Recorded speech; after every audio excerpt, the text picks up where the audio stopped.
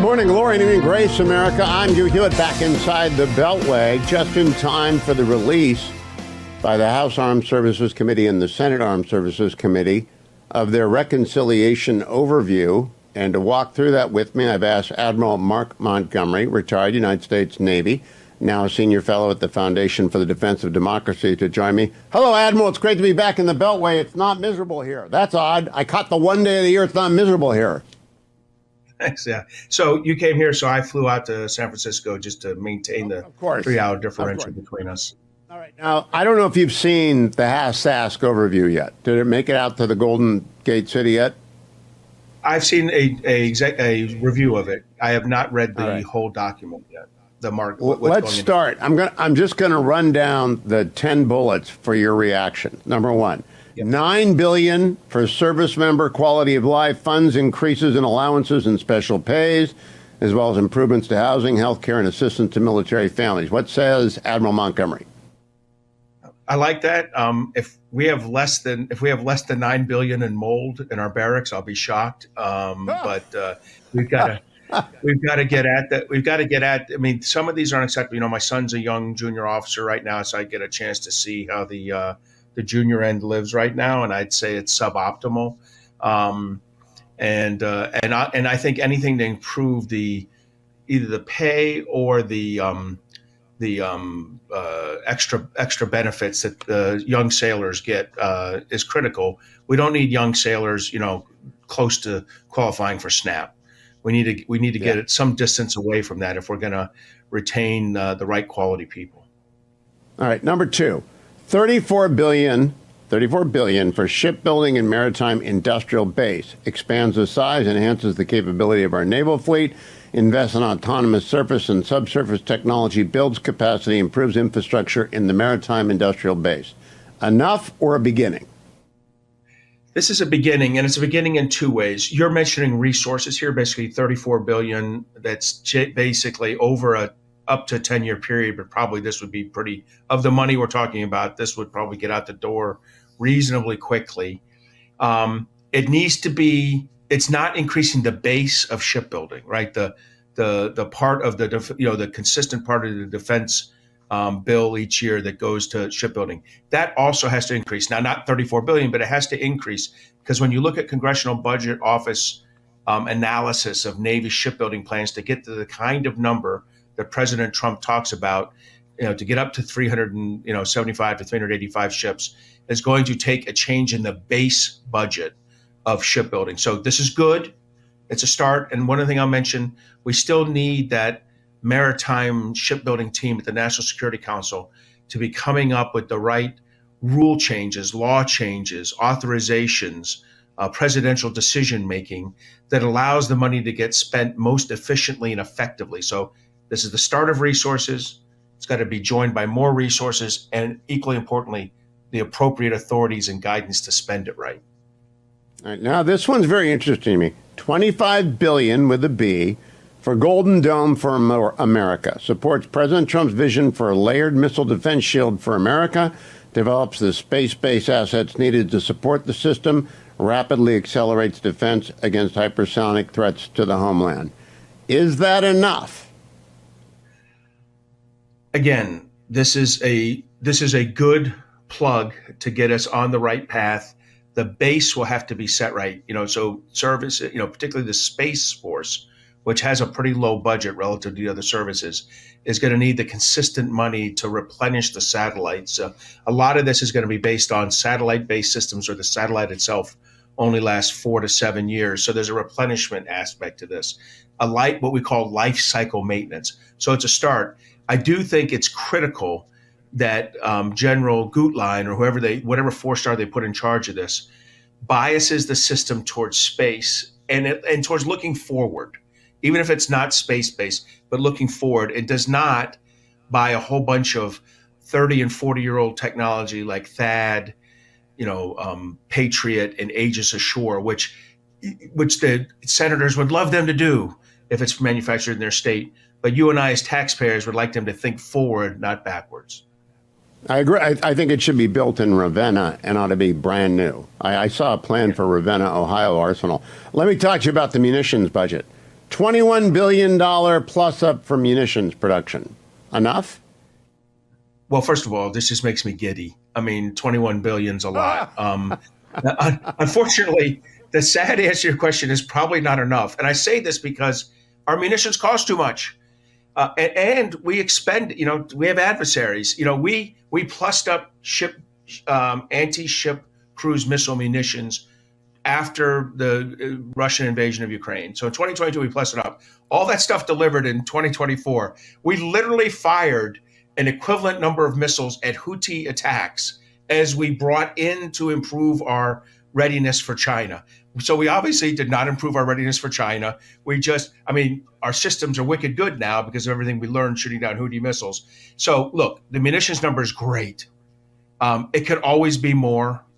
And the most important thing we have to do is figure out how to spend it smarter, how to shoot down cruise missiles for less than 3 to 5 million apiece, how to shoot down inter-range ballistic missiles for less than 15 to 20 million apiece.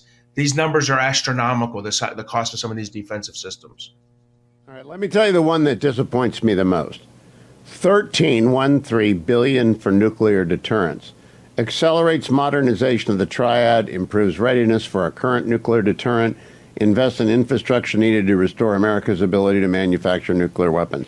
Columbia alone, the Columbia-class boomers cost $20 billion, Admiral. Is $13 billion, is that again, window dressing? Yes, because the reality is this is supposed to be in the base, right? Sentinel, which is the intercontinental ballistic missile replacement, the B-21, which is the air leg replacement, and the Columbia-class strategic ballistic missile submarine, which is the Ohio-class replacement, are in theory in the Air Force, and Navy budgets. In practice, they're all blowing through their budget targets, particularly Sentinel, which is as I recall now, about a year ago, we just kind of nonchalantly announced, well, it's doubled in budget from about 77 billion to 140 billion because we hadn't calculated things properly on fixing the infrastructure. This 13 billion is this doesn't stop the bleeding. This cleans up some blood that's on the side of the body, right? I mean, we've got real work to do here. The 13 billion is window dressing.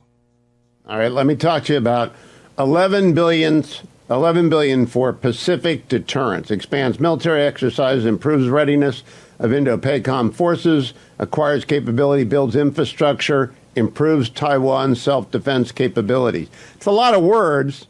It's 11 billion, but I don't think that's enough either.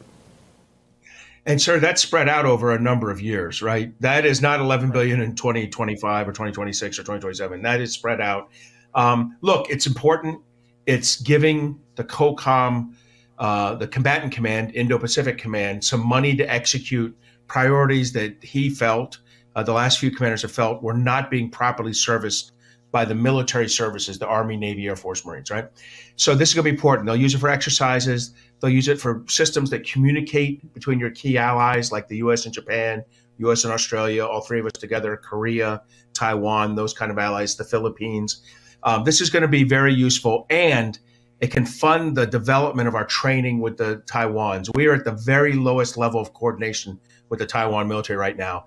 That is a big negative when it comes to deterring China. So giving the PACOM commander the money to drive up our readiness and drive up our integration with the Taiwan military is critical. So I like the 11 billion. It's 11 billion more than we've ever done in this way. But you're right, we could probably spend more.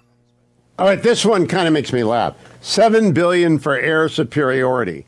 Reverses declines in fighter force posture, accelerates delivery of next-generation aircraft and autonomous systems. I don't even know what that means. But $7 billion does not buy a lot of B-21s. So this is about, I think it's about F-35, maybe F-47 eventually, and the cooperative, the UA, the unmanned what's called CCA that flies alongside it. Look, the Air Force needs money, just like the Navy. The fight with China is an air maritime fight fought by the Air Force and the Navy, 40% each, Marine Corps, Army, Space, everybody else, 4 or 5% each, 5 to 10% each. I mean, we have to take care of the Air Force. But here's the problem. They're taking care of the wrong thing. The thing that is killing us in our Air Force right now is insufficient refueling aircraft, what's known as the KC-46. They're not delivering fast enough. Boeing has not covered itself with accolades with this. We've got to get the KC-46, not fighters. Admiral, stand by, because there are 3 more bullet points I want to cover with you off the air, and we'll put it on the podcast, see if we can't work it in later. Don't go anywhere. Admiral Mark Montgomery can be followed on X at Mark C. Montgomery, retired United States Navy, but just at Mark C. Montgomery, and he's going to stick around with me for the 3 last bullet points. Stay tuned. Okay, save the easiest one, Admiral. $5 billion for border security. This funds DoD personnel and logistics, support to the Department of Homeland Security to carry out border immigration and counter drug enforcement agenda. That enough money to do that? I think it is. I think so. And this prevents us from creating a little readiness hole in those kind of Guard and Homeland Security and Army units, and maybe Air Force units that'll be doing this mission. I guess a ship or 2 at that point as well. What you don't want to do is do an op with no what's called overseas contingency operations, OCO funding, there's spare money to fund it like we had during the wars in Iraq and Afghanistan. This covers down for that. It prevents readiness gaps, so it's important. All right. Penultimate. $400 million, not real money, for fiscal responsibility and a clean audit. Invest in IT infrastructure, business systems, new AI capabilities needed to ensure that DoD fully passes an audit. That a Christmas tree item there? Is that a little ornament, Admiral? Okay. So it does make Congress has complained for a decade that the Department of Defense either doesn't do an audit or fails an audit. Those are the 2 choices each year. This is about, there's value in learning what you're not doing efficiently or effectively. $400 million, it probably sounds like a lot of money. I guess when you're auditing a $900 billion budget, it's possible that $400 million is the right amount. I think several hundred million of that, though, is for software to make you be more efficient, the kind of secondary and tertiary things you mentioned there. We'll have to see. We do need an audit. But Congress wasn't going to miss this opportunity to put the money in for it. All right, very last thing, and it's redundant. That's why I saved it for last. $12 billion with a B to enhance military readiness, expand stocks of spares, improves infrastructure at military depots and shipyards, enhances the capability of special forces. All right, Admiral, just between you and me and the watchers on YouTube, this is a slush fund, isn't it? Well, okay, so you could say that, but it's also, remember I just said about the border not creating a readiness deficit? Yeah. Our operations since October 7th in the Middle East have been only very, very marginally funded by some money that was in the Israeli supplemental that was passed with the Ukraine supplemental and the Asia Pacific supplemental a year ago. So the Biden administration kind of created this budget deficit, this readiness deficit. Remember what I mentioned about the Homeland Security border one? They already created one. I suspect $12 billion's on the lower end of the fix for that. It's about having 2 carrier strike groups and 4 or 5 destroyers. And it's actually been plussed up by President Trump to 2 carrier strike groups. It's about the 3 to 5 extra Air Force squadrons, about the Army THAAD and Patriot systems. Okay. So that each service makes is plussed in. That's what this is about. And the maintenance part of it is for the shipyards to do the maintenance that's backlogged. That makes sense. Admiral, thank you. I didn't know that we'd get through all 10 of them that came out from HASC and SASC today. I appreciate your being the guy to go to on this. Thank you for your time on the West Coast. Enjoy your time out there. Don't go anywhere, America. For full shows, live and on demand, it's Salem News Channel.